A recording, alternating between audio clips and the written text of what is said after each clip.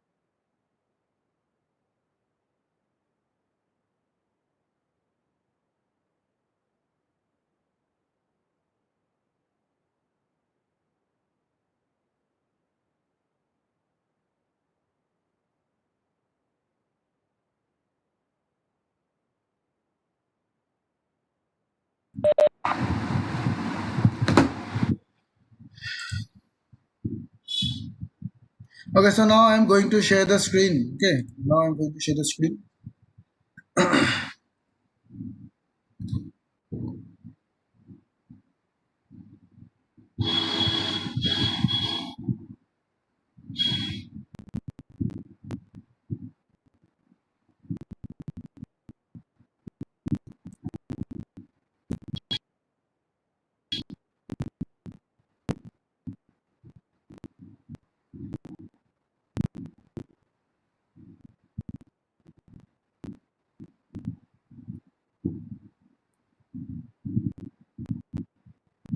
Okay, so can you see all of you?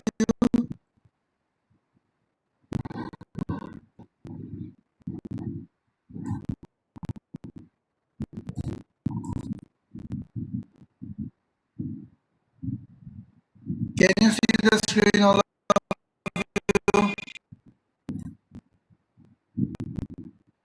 Yes, sir.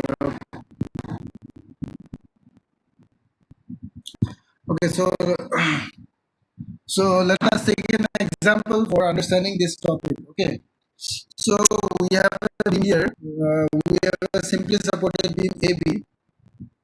These are the two supports, and as you know that near the beam, your shear force will be maximum, and at the center, bending moment will be maximum, and it is written here. Okay, you can see here, bending moment is zero at the support, shear force is maximum here. Similarly, at the center, bending moment will be maximum and shear force will be zero.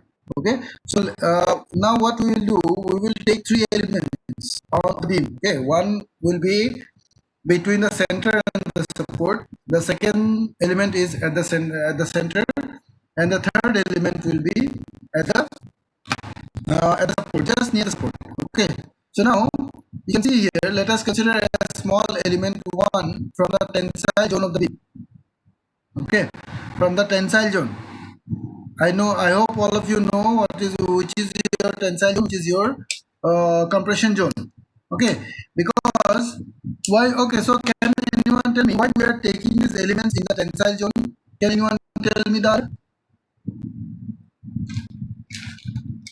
Why we are taking these elements in the tensile zone and why not in the compression zone? Can anyone tell me the reason?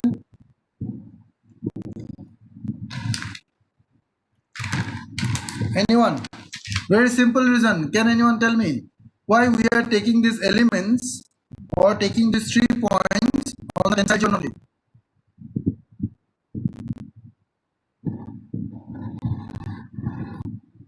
Why? Can anyone tell me?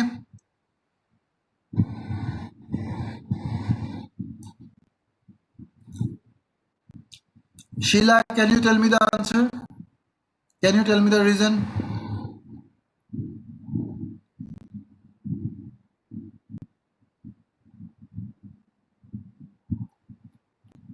Okay. Anyone? If anyone know that, please tell me. Or in the write down the chat box.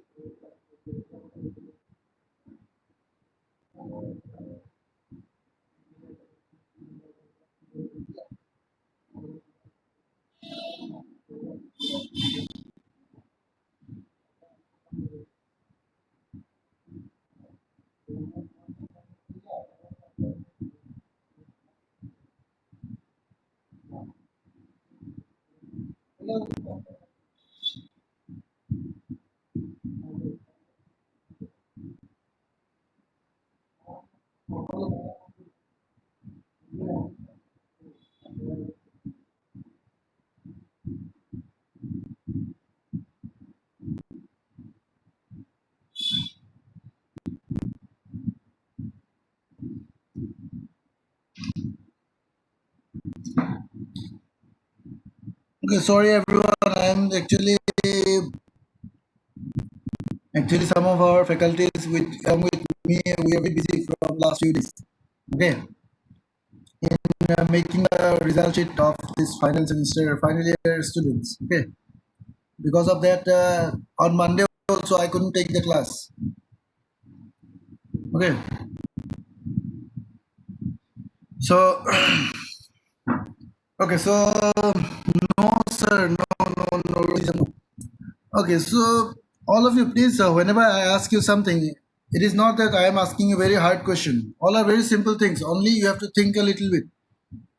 And I hope all of you know the answer. If I tell you now, you will say, yeah, all of us know that answer already. Okay. So actually, why we are taking these points in the tensile zone, because we know that our concrete is very weak in tension. That's why we are taking these 3 points in the tension zone. We know that our concrete is very strong in compression, and above the neutral axis, this dotted line represent the neutral axis. So above the neutral axis, we have our compression zone, and we know that our concrete is very strong in compression zone. So if you put load also, then also after a long time only you can see some cracks in the compression zone. But if your beam will fail, it will fail in tension. Okay, if you don't provide any reinforcement here, then if your beam will fail, it will fail by tension only. Okay, so that's why we are taking these 3 points in the tension zone. Okay, now is it clear now? Since our concrete is very weak in tension, that's why we are taking these 3 points in tension zone. Okay? So now let us see what will happen to them after putting the load on the beam. If we don't provide any reinforcement, what will happen to the concrete? Let's see that. See here, let us consider a small element 1 from the tension zone of the beam. It is subjected to bending tensile stress. 1. This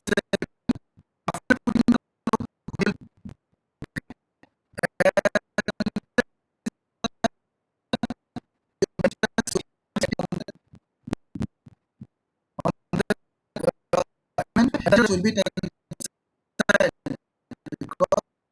because we have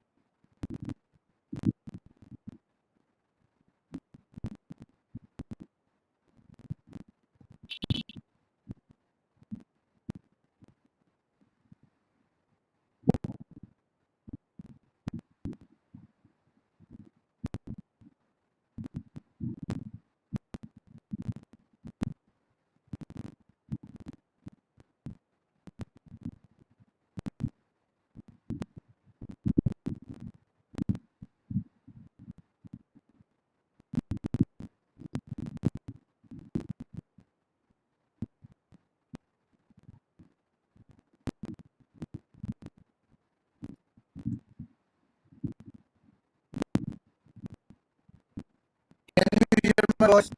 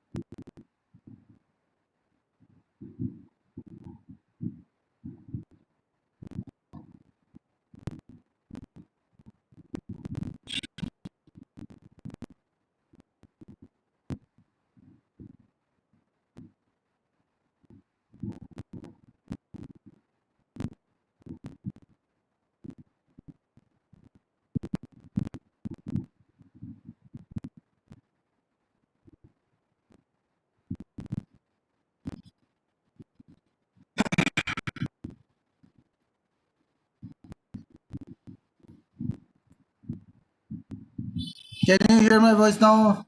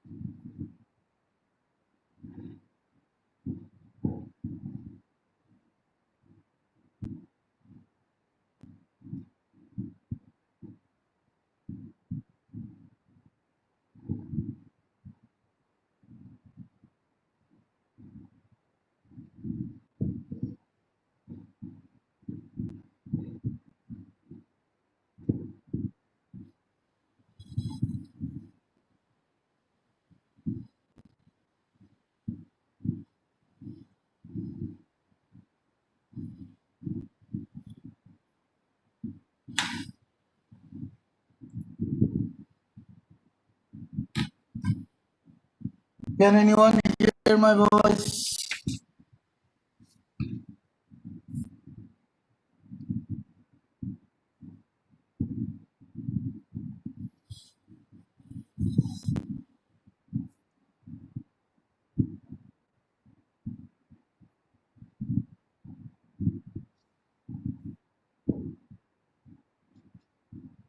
Is it clear now?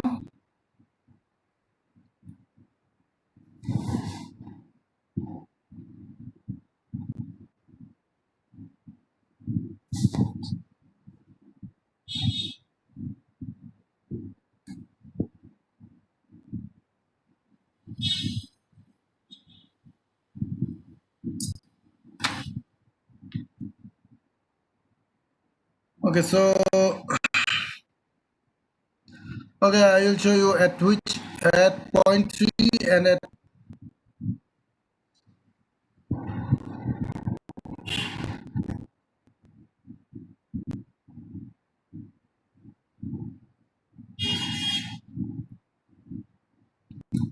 as you can see the figure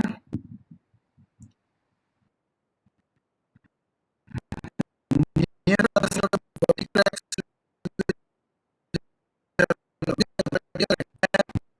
this zone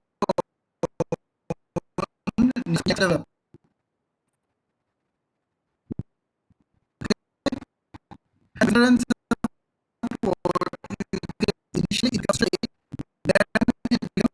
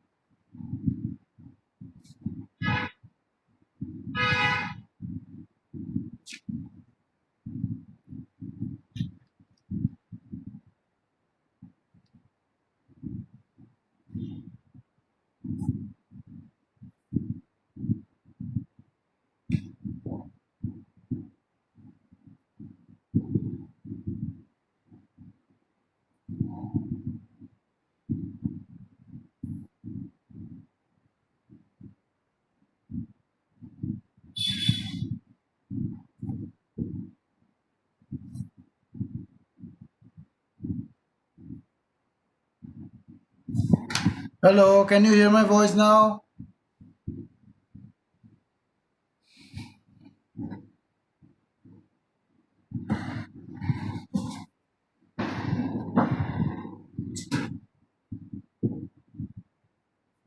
Hello.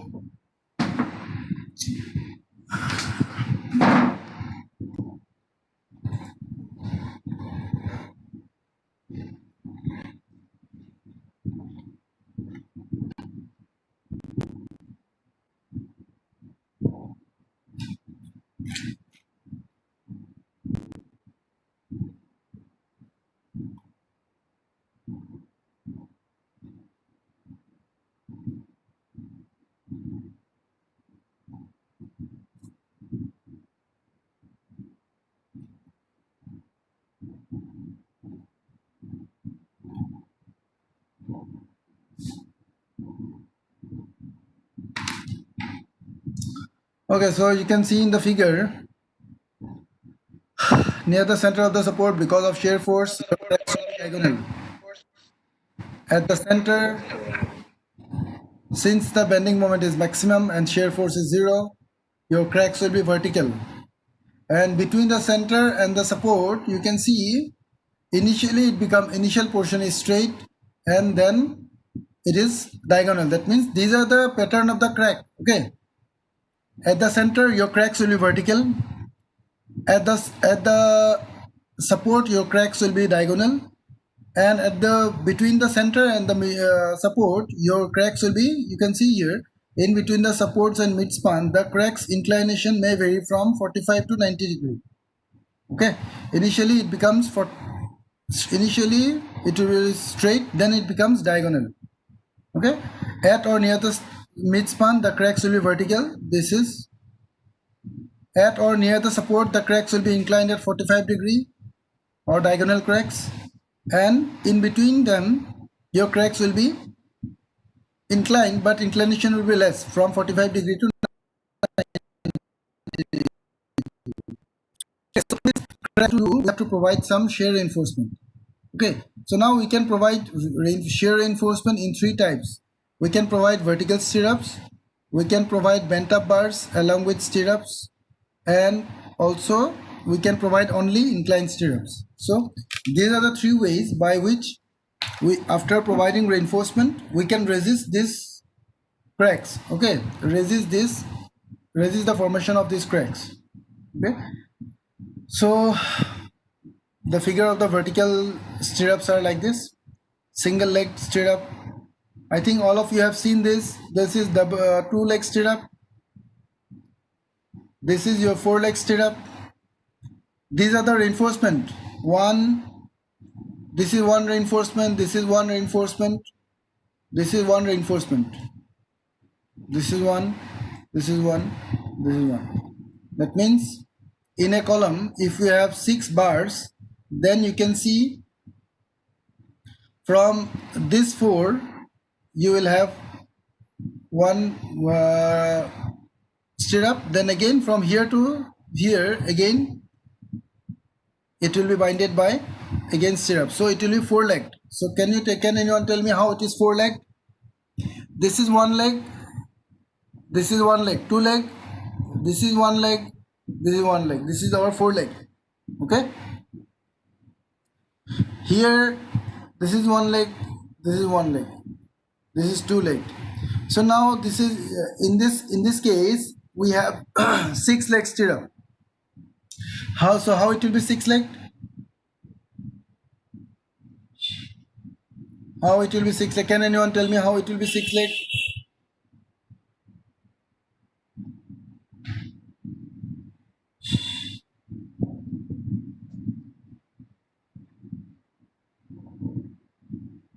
That means stirrups has 6 legs.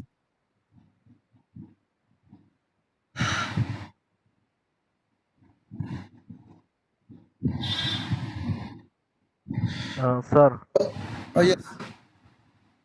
sir, if you count from the left side, then in the number 2 position there will be 2, and then in the number 3 position there will be 2.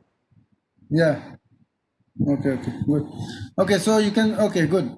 Okay, so again, the diameter of the stirrups, you can see the diameter will be varied from 6 to 16. Okay, so according to IS code, the diameter cannot be less than 6 millimeter. Okay, according to IS 456, the diameter of stirrups cannot be less than 6 millimeter. You have to remember this. Okay, diameter of stirrups cannot be less than 6 millimeter. All of you have to remember this point. Okay, so these are the different types of vertical stirrups which we can provide depending upon the type of beam we are constructing. Okay, so next, this is our bent up bars along with vertical stirrups. Okay, so you can see this portion, in this portion we are providing vertical stirrups. Okay, vertical stirrups means this is our support, this is our support. So near the support we can see we are providing vertical stirrups, and after some portion we are providing some, this is our bent up bar, this is our bent up bar, this is our bent up bar. Okay, so only half portion of the beam is shown here. So you can see this one, all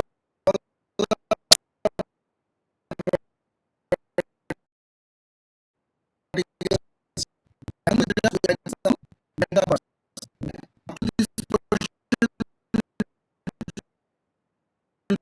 I think all of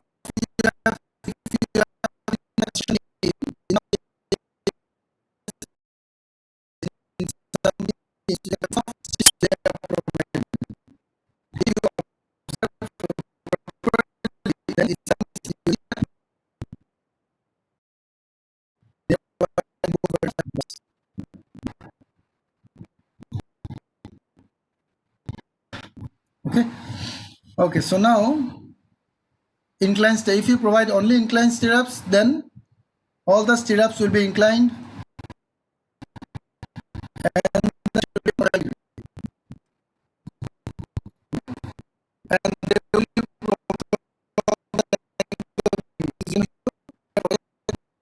and the inclination will be approximately 45 degrees.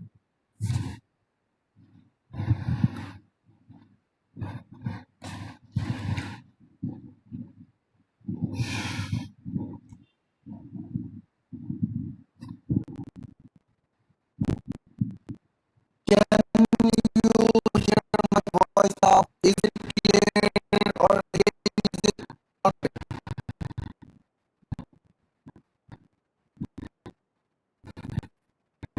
Can you hear my voice?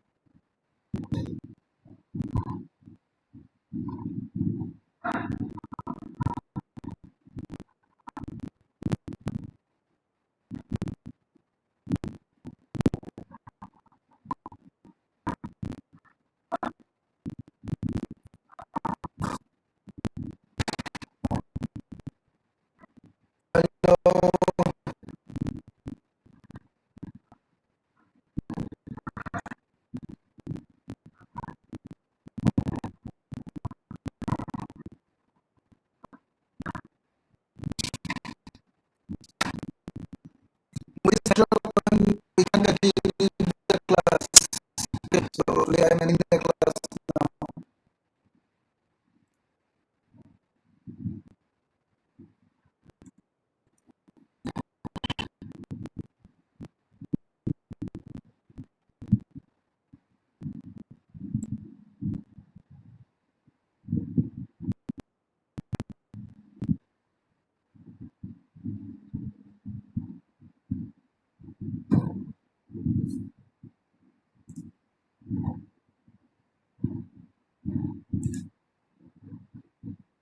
Hello. গম পাইছোঁ কোৱা